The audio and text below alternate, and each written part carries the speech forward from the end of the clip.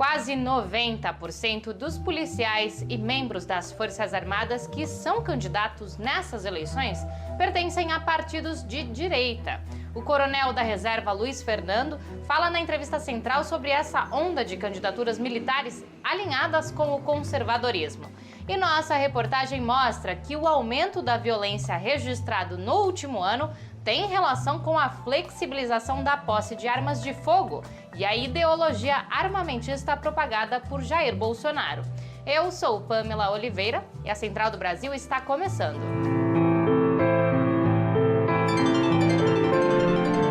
Central do Brasil. No Brasil, quem ganha fortunas paga muito menos impostos. Taxar os 0,3% mais ricos do país resultaria em quase 300 bilhões de reais a mais em caixa anualmente. 12 bilhões de reais ao ano permitiria o atendimento em UTI de mais de 270 mil pessoas infectadas por coronavírus.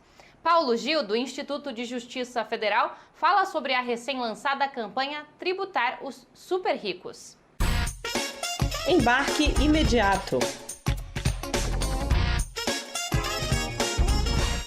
A campanha Tributar os Super Ricos foi lançada na semana passada com o apoio de mais de 60 entidades do movimento sindical e social. É uma campanha para implementar um conjunto de medidas de tributação das altas rendas e do grande patrimônio e, de outro lado, de redução do imposto sobre as baixas rendas e as pequenas empresas. Vejam bem, atingindo apenas 0,3% da população brasileira, essas medidas têm o potencial de arrecadar cerca de 300 bilhões de reais adicionais e distribuir mais 150 bilhões para os estados e municípios. Além da importância para o enfrentamento da crise econômica agravada pela pandemia, essas medidas têm um caráter permanente, estratégico, porque visam alcançar aqueles que historicamente muito pouco contribuem para o financiamento do Estado brasileiro e das suas políticas públicas, os super ricos. Neste sentido, tributar os super ricos é uma ideia força, que deve ser apropriada pelo conjunto dos trabalhadores, pelo movimento social, para nós fazermos uma contraposição às políticas de austeridade fiscal e de desmonte da proteção social. Em novembro de 2015, rompeu na cidade de Mariana, em Minas Gerais, a barragem do Fundão, controlada pela Samarco da mineradora Vale. A lama tóxica invadiu casas, arrasou vilas, arrastou vidas. Para a grande maioria dos 700 mil atingidos, a reparação nunca existiu. Movimentos populares organizam campanhas para ajudar a reconstruir as vidas arrasadas. A reportagem é de Afonso Bezerra. Trilhos do Brasil. Há 5 anos, a barragem de Fundão, em Mariana, Minas Gerais, rompia e deixava um rastro de morte e destruição. Foi a mobilização popular que ajudou a reconstruir a vida de algumas famílias. A campanha Casa Solidária, coordenada pelo Movimento de Atingidos por Barragem, inaugurou esta semana a primeira casa construída para as pessoas vítimas do rompimento. Com o lema "A Vale destrói, o povo constrói", a mobilização contou com a participação dos moradores e movimentos parceiros. Tiago Alves, integrante do movimento Atingidos por Barragem, o MAB, explica a essência desse ato de solidariedade. A Casa Solidária é a expressão concreta do que os atingidos organizados podem fazer. Com toda a dificuldade possível e no contexto da pandemia, o MAB vai entregar uma casa para uma família atingida morar, entrar e dizer: agora temos um lar, temos um teto. Em Pernambuco, a solidariedade é por meio da leitura. Foi lançada no Armazém do Campo Recife a rede de bibliotecas populares, uma iniciativa das campanhas Mãos Solidárias e Periferia Viva, em parceria com a editora Expressão Popular. A ideia é promover por meio da biblioteca sede um fluxo de arrecadação de livros. Em seguida, estes exemplares serão doados para as unidades que serão inauguradas em bairros do Recife e cidades da região metropolitana. A primeira unidade comunitária já está em atividade. É a Biblioteca com Portas Heleno Veríssimo, em Jaboatão dos Guararapes. Para saber mais sobre a rede de bibliotecas, acesse o site www.campanhamãosolidarias.org. Para animar o seu fim de semana, que tal atualizar a sua lista de músicas? O professor Cláudio Medeiros, do Rio de Janeiro, dá uma sugestão de álbum lançado este ano. Parada Cultural. Acaba de sair agora recentemente Crenças e Tramas, disco de estreia do cancioneiro popular, do violão e também da poética de Tiago Rosas. E eu deixo aqui esse convite para que conheçam essa sensibilidade nova de um músico veterano que nos brinda com tanta felicidade nesse momento. Um disco tramado aí, eu acho que no meio de Nana Caymmi, com Elton Medeiros, com Giovanni Cidreira, com Kurt Cobain, e um disco que, na minha opinião, é testemunho, eu acho que da nossa possibilidade de ver ainda algum sagrado, a ver ainda alguma beleza, e também ver os abismos na correria, né? Na correria de homens que somos nós, rachados, frágeis e lançados aí nessa aventura. Jair Bolsonaro assumiu a presidência com um discurso armamentista e logo mudou as regras para o porte e uso de armas no Brasil. No último ano, o número de armas nas mãos de colecionadores, atiradores e caçadores cresceu mais de 120%. No mesmo período, os feminicídios e os homicídios violentos aumentaram. Vamos saber mais na reportagem de Nayata Wani. Nacional.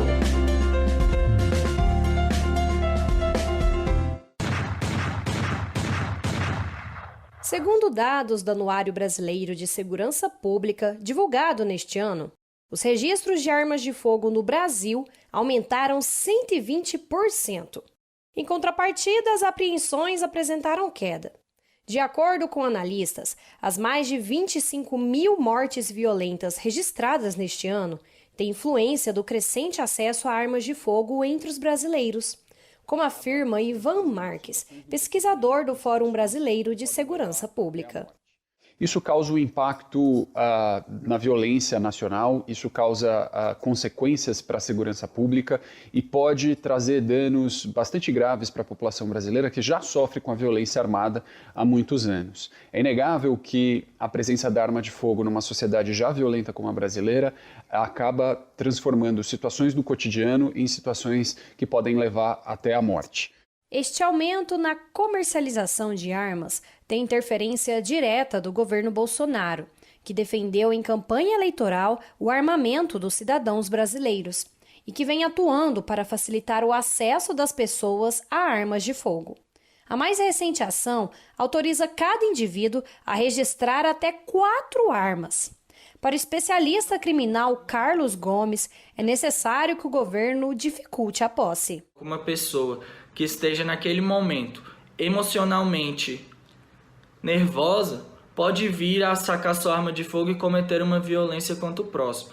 Então é muito importante que o nosso governo seja mais rigoroso no processo de aquisição das armas de fogo, no processo obtenção de uma posse de arma de fogo, para que assim nós consigamos ao menos uma redução dessa criminalidade. Durante o governo Bolsonaro, mais que dobrou o número de militares em cargos civis. O governo mandou uma mensagem à sociedade e nestas eleições municipais quase triplicou o número de candidatos militares concorrendo às prefeituras. Jonatas Campos conversou sobre o assunto com o militar da reserva de Sergipe, o coronel Luiz Fernando. Entrevista Central. Hoje, nossa entrevista central conversa com Luiz Fernando Silveira de Almeida, coronel da reserva da Polícia Militar do Estado de Sergipe, hoje secretário municipal de Defesa Social de Aracaju, a capital do estado. Coronel, agradecemos sua disponibilidade para essa entrevista. Em 2018 e agora em 2020, temos um fenômeno do crescimento de candidaturas de policiais ao parlamento. Agora são cerca de 6.700 policiais civis, militares e membros de forças armadas candidatos nos municípios. Qual é o motivo desse crescimento dessas candidaturas, na sua visão? Eu acho que é uma onda, né, que surgiu, veio com a candidatura de um capitão da reserva à presidência. Isso aí gerou várias outras candidaturas e é algo que hoje acontece, um fenômeno também que acontece aqui, por exemplo, com policiais civis, é algo que está acontecendo no Brasil todo. Até pela formação histórica, a tendência é que os militares tenham mais proximidade com a direita, com o centro-direita, do que com a esquerda de um modo geral. Né? Apesar de parecermos viver aí uma dicotomia quase que eterna nos últimos anos. E o senhor fala muito sobre isso. O senhor, dentro da corporação, tratou de temas como direitos humanos, como negociações sem violência. Como é possível fazer com que, dentro da PM, essa temática não seja tratada com tanto preconceito? Primeira coisa, a gente tem que separar o que é uma postura de direita, que é uma postura legítima, respeitada, que é uma questão de ideologia do cidadão, e outra coisa é a legalidade. Então, um policial, um militar, civil ou um militar mesmo, ele tem um compromisso não só moral, legal, ético, mas até de juramento com o cumprimento das leis. Então não é facultado alguém, por ter uma ideologia de direita ou de esquerda, fazer com que a sua ideologia prevaleça sobre as normas, sobre a lei, sobre o que é correto. Né? Senão a gente rompe o pacto civilizatório. Por isso que é muito ruim se viver em extremidades, porque geralmente as pessoas que vão para os extremos, elas se julgam capazes e acima de tudo. Há um incentivo à violência, inclusive incentivo declarado do presidente da República, dos seus filhos, que enaltecem a violência policial quando ela ocorre, na verdade, né? O senhor acha que isso reverbera nessas candidaturas que a gente falou logo há pouco tempo? Eu não tenho uma avaliação para poder te afirmar ou negar isso aí. Eu sei que sim, a gente tem manifestações muito violentas em alguns locais e que não podem ser generalizadas. Eu já falei isso algumas vezes, não é questão da polícia ser militar ou não ser militar, é uma questão de pessoas que são um recorte da nossa sociedade. Então não esqueçamos que a nossa sociedade é uma sociedade violenta. E as pessoas que alimentam as corporações são pessoas oriundas dessa sociedade. É claro que tem que haver uma seleção muito melhor, você tem que ter o preparo, um treinamento muito melhor, mas a violência é a violência do brasileiro, que às vezes usa a expressão que o brasileiro é um povo pacífico, não é um povo passivo, mas não é pacífico. Aqui mata-se mais do que em muitas guerras. Há relação de estrutura de poder com violência, com certeza, mas volto a repetir. O que nós temos é um extrato, e esse extrato não pode ser confundido como maioria. Existem mais candidatos nas corporações de direita do que na esquerda, isso é um dado. E eu lhe pergunto, onde é que a esquerda errou para dialogar? Os partidos de esquerda, os governos de esquerda erraram no diálogo com as corporações policiais? Eu acho que até hoje erram um pouco. Né? Até mesmo dentro das corporações, os grupos que são mais à esquerda, em vez de procurar o envolvimento, o diálogo, eles buscam um rótulo que os separa do restante. Né? Pode ser com a melhor das intenções, mas acaba sendo uma minoria que empurra a grande maioria para o lado oposto. A Central do Brasil está terminando. Eu agradeço a sua audiência e a gente volta na segunda-feira. Um ótimo final de semana.